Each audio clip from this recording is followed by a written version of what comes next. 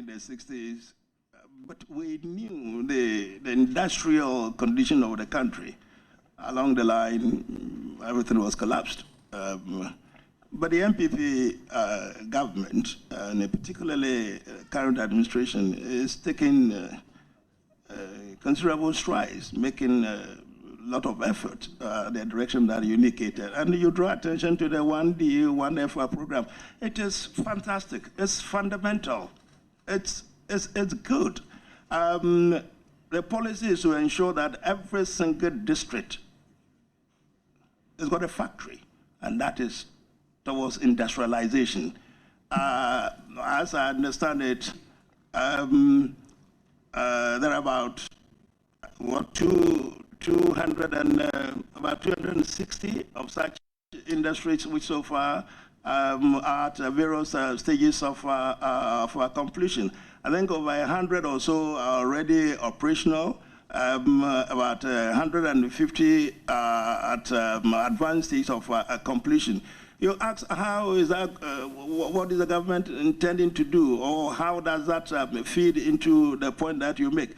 Yes, government is making conscious effort through these flagship projects that every district takes advantage of the economies of scale with things that it's materials and resources that the particular district is capable of producing and effectively harnessing into the industrial development. Number one of its particular district, and of course into the general national feed. It establishes industries. If it establishes industries, it has this boomerang effect. Introduced me as being the class prefect, the senior prefect. I would expect members to put up their best behavior. I will put up my very best behavior, and then we'll get into that. I have the class prefect in the chair, so I still remain the class prefect, so it should be well behaved. And so it was decided that a commission to be put in place to investigate all these corruption allegations and all of that and all of that. Speaker, from nowhere, a decision was made that a single transaction which went back 12 years, which was the sale of so not entirely the sale, but the transaction in respect of the trade ship, be added to the commission's deliberations. Speaker, I was invited to attend when what we call the Apple Committee, Mr. Speaker, was put in place. I attended. My brother Nabucho was there. My then minister at the time who was involved with this was also there, Kandapa. But I was at the center of it, so it was fair that questions were put at me. Now, Mr. Chairman, I put it to everybody here. When is it that anybody in recorded history heard that a deputy minister of 3 months at post sells a state asset like a ship? 3 months. We went to the ministry, I think about April or so. This thing took place about June, July. 3 months. Cabinet met. What had happened was that the GMPC that I talked about, Mr. Speaker, had been run aground. It's going to be lengthy. I want to explain it so the whole country understands. Mr. Speaker, somehow a decision had been consciously made by the GMPC outfit at the time that they were going to involve in what they call hedging. For all those around who know about the commercial transactions and whatever. Mr. Speaker, hedging is a kind of gamble. Mr. Chairman, the nominee must realize that he's before a serious committee. You can do whatever you do with us outside the sitting of the committee. When you come before the committee and you're on national television and everybody is viewing, you must take us serious. I'm asking a question. Let me finish asking the question. And if you have an answer, you can give your answer. If you tell the whole country that you've not been paying attention to the papers that have been given to you, it's up to you. Mr. Chairman, we are working on your nomination, and you are interjecting and directing everybody. It's me. I'm supposed to regulate the meeting. So if I'm failing, I'll take responsibility. Please proceed with your question. That's it.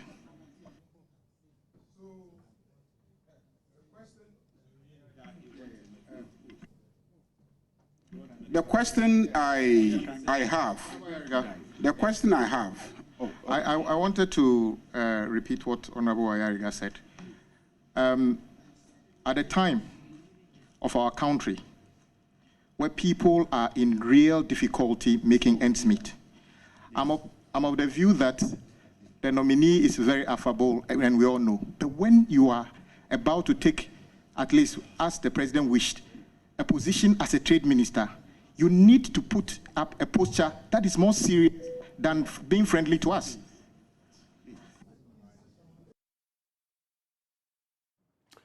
And so that was a scene, or some scenes from yesterday's vetting of that minister-designate for Trade and Industry, Kobina Hero Hammond. We'll be bringing you the latest on that, as well as sharing what you would like to know about what exactly transpired there. Joining us for the conversation, Alhassan Suini is Member of Parliament, Tamale North. He joins the conversation. We also have Dr. Rashid Dramani, Executive Director, Africa Center for Parliamentary Affairs. I'll start with you, Alhassan Suini. Gentlemen, by the way, a very good morning. Thank you for joining the conversation. Good morning. Thank you for having me. I was just watching you there beside Mahama Ayariga yesterday, and at least for that portion, I could tell there was a lot running through your mind as Mahama Ayariga passed those comments about maybe not allowing him to complete his question before interjecting. But for you, in summary, what was the picture like when K.T. Hammond, the Minister-designate for Trade and Industry, showed up to the Parliamentary Appointments Committee or the Vetting Committee? Well, generally speaking, I think that the Honorable K.T. Hammond took the exercise for granted and did very little preparation before yesterday. And he may have taken it for granted because of his familiar relations with colleagues. And so he thought that, and towards the end, he said he didn't even expect to spend more than 10 minutes before the committee because he is a so-called class prefect. Unfortunately for Honorable K.T. Hammond, the committee was not in a mood to be jocular, like members have been with him, previously outside the committee. And I'm sure it was a rude awakening for him, but a little too late for him to be prepared. And so it showed even in the answers that he provided. Mostly he was evasive. He was not very thorough and deep as far as the workings of the ministry that he is going into is concerned.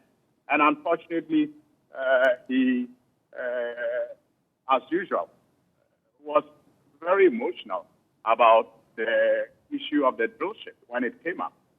I am confident that, but for the intervention of the chairman, when I raised that matter, he would have gone gaga. He would have gotten out of control completely. And that, for me, even before considering the details, was quite disappointing. Are you saying then that, let me ask you this, if you had to score him then on the basis of his performance yesterday, he is a member of parliament, he's been there in the House for quite a long time, he's represented his constituency, and this wouldn't be the first time that he is getting, a role like this. Are you saying that he did not meet the requirements or the expectations? How would you rank him on a scale of 1 to 10? I think on a scale of 1 to 10, I'll give him 3.5 over 10. I didn't quite hear that. Did you say 3? 3, yes. And maybe it is as a result of what you just said about him. The fact that he's been in the House for very long, the fact that he has familiar relations with members of the committee, the fact that he thinks he's been in government before, all perhaps led to his skill preparation that showed in the course of his bet, and it left me very disappointed. In other words, you're saying K.T. Hammond was complacent? Yes, you may say so. And he took the committee for granted? Absolutely. Let's take a quick look at some of what he said, though, and its relevance. He talks about the president's drive for import substitution and the fact that we're importing wele, cowhide, we're importing guts and other items that, ordinarily you would think that any country would have some control over. You can import some, but when you're looking at the tune of $165 million annually, then that is quite an issue. Was it valid for him to bring up this point, and were you convinced that he would be able to do something to curb the situation? So the more important question is the last one, because the question was on import substitution. And his response, even from the onset, was to wonder if we have ever had any, competitive advantage in producing anything in this country. And went on to repeat or lament, like all of us have been lamenting about, our poor state when it comes to producing where we competitively have an advantage over others. So really, he did not leave me with ideas about how to reverse the trend. He only regurgitated the problem, like we all are aware of, and that didn't come through. He also said, to quote him, I don't know whether this would suffice as some sort of way of moving forward. In October last year, a committee was put together by the cabinet to specifically deal with these matters. And when I looked at some of the issues raised, I was scandalized. It has been decided at that level that we should look at 50 specific areas where it is important to look at the issue of import substitution. There is a plan, at least. Well, so he points to a plan that he discovered at the minute, a plan that clearly he doesn't fully appreciate yet, because he was referring to a plan that he came across when he was receiving briefing. And I dare say that if he approached the briefing that he got from the ministry with the same attitude that he approached the committee work with, then I dare say that very little will come out of that plan when he is going to oversee its implementation. That is, if he gets the leave of the House. Maybe just a brief one on this. Do you think he'll get the nod? In my view, no. In my view, and I don't speak on behalf of the committee, and I don't speak on behalf of my colleagues on the minority side, but I speak based on the constitutional, issue that I raised when I took my turn to question. For me, like I premised my question, it was about his eligibility. And Article 94 2D especially speaks to the issue that I raised. It talks about the findings of a committee or commission of inquiry against a person that, if not set aside, disqualifies that person from holding certain offices, including being a minister of state. And I then pointed to the Judgment Debt Commission report that clearly has adverse findings against the nominee. Are you talking of the GMPC drill ship issue? Absolutely. But he gave a response to that. He mentioned that he had been in office just for 3 months, that most of this had been done, outside of his purview, outside of his, work, and why should he take the fall for that? That is not what he told the Judgment Commission when he appeared before it. And the report is there for anybody who has the time to look at. Clearly, he takes credit for everything that happened as far as the transaction between SG and the government of Ghana was concerned, and the sale of the drill ship. Indeed, the commission findings show that at a point, the minister, the Attorney General, then who was then the current president, Nana Akufo-Addo, coerced, and I'm using that word because it is used in the commission, the commission's report, coerced the acting managing director of GNPC to give or to sign a letter of attorney for Honorable K.T. Hammond to sell GNPC's asset, the drill ship. And if you look at Article 94.2d, right, it talks about abuse, it talks about misuse of public office, and it talks about engaging in acts that So in simple terms, my apologies for interjecting. In simple terms, you don't think he satisfied your curiosity as far as giving any answers to your question. And just to cap it off for now, basically what you're saying is when it comes to the vote, you are not going to vote in favor of K.T. Hammond, right? Yes, and the issue is not about whether K.T. Hammond explained himself or not. And okay, I want, so he's not getting your your viewers vote. to get this clear. Yeah, I want your viewers to get it. It's not about whether he explained himself well or not. It's about what the Constitution says. And it's about whether or not there is an adverse finding in a committee or commission's report against him. And as to whether that finding has been set aside or not. One, is there a finding, adverse finding by a commission against the nominee? Yes, there is. Has it been set aside? No, it hasn't been set aside. Is it more than 10 years old? No, it is not more than 10 years old. Is the committee finding, what do you call it? A fact of life. Okay. It is left to right. Honorable K.T. Hammond to go to court and set that aside. Once it has not been set aside, the Constitution says that he's not qualified. Suini, Honorable Suini, we're grateful for your time. Al Hassan Suini is Member of Parliament for Tamale South. He joined us for this conversation. Thank you so much, sir. Let me bring in Dr. Rashid Draman, Executive Director, Africa Center for Parliamentary Affairs. Dr. Draman, what is your assessment of the exercise that took place in Parliament yesterday? And what would be your assessment of the Minister Designate for Trade and Industry, Kobina Tahiru Hammond?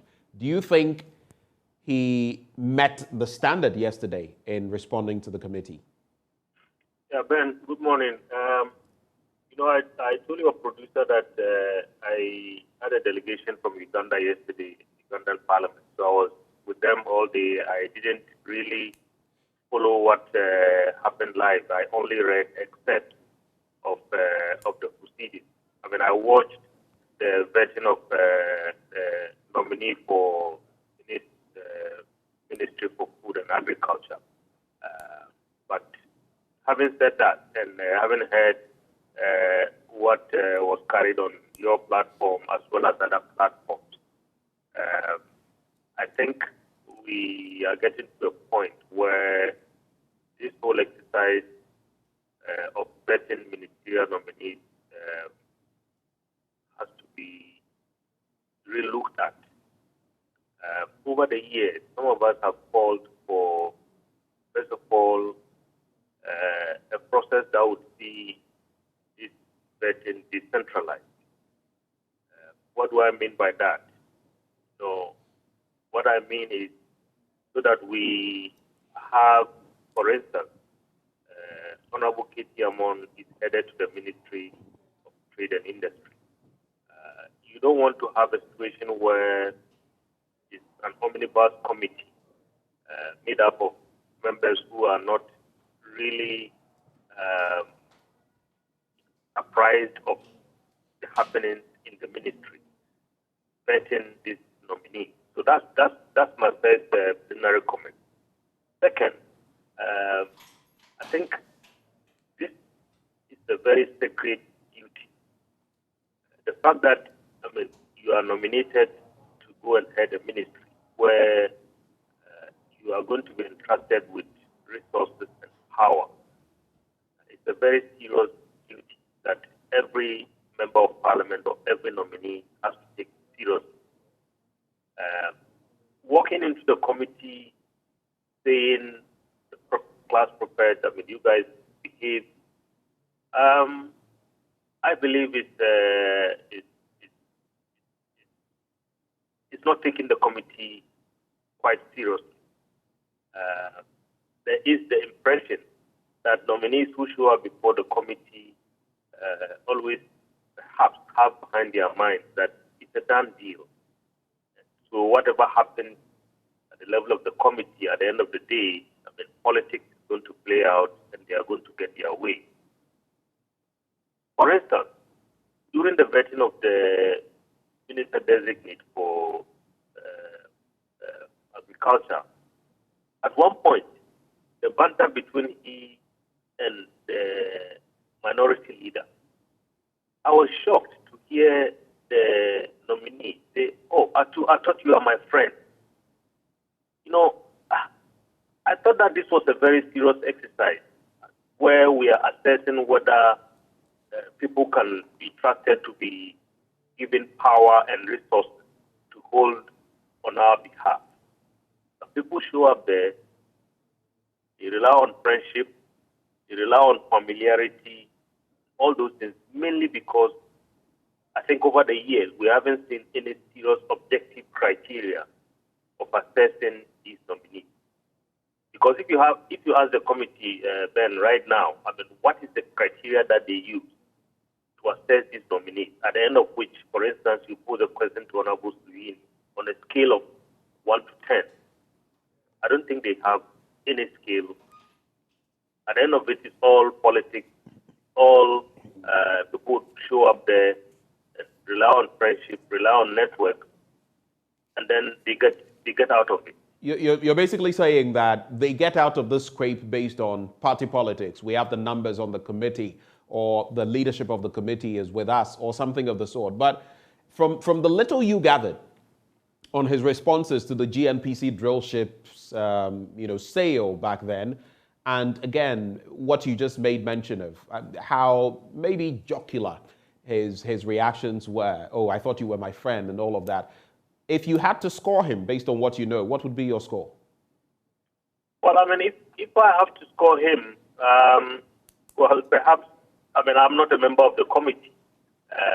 So a member of the committee has given you a score. So maybe if I have to score him, perhaps I would rely on the score that the members of the committee are provided. So you would rely on the 3 over 10 that Al-Hassan Suini gave? Indeed, Al-Hassan Suini was inside the committee. And you see, Benjamin, the other issue is, I mean, if you listen carefully, I mean, to the line of questioning, you realize that the members of the minority were very, hard-hitting in terms of their line of questioning. The members from the other side, were just providing almost like, questions that were not hard-hitting, very friendly questions to the nominees, almost saying, perhaps the other side sees maybe a lot of challenges related to the nominee, but we don't see any challenges related to the nominee. Right. And I think that is not a fair way of looking at this. I guess it Ghanaians are watching, Mm. and I think that any nominee that shows up before the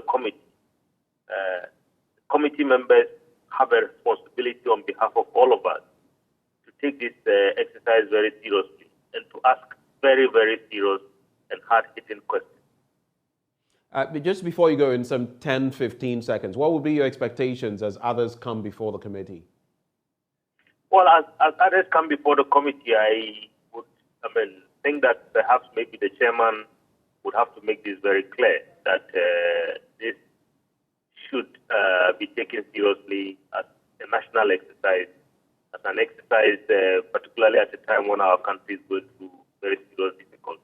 And then also make sure that yesterday I had my good friend, the majority leader, interjecting to the work of the committee.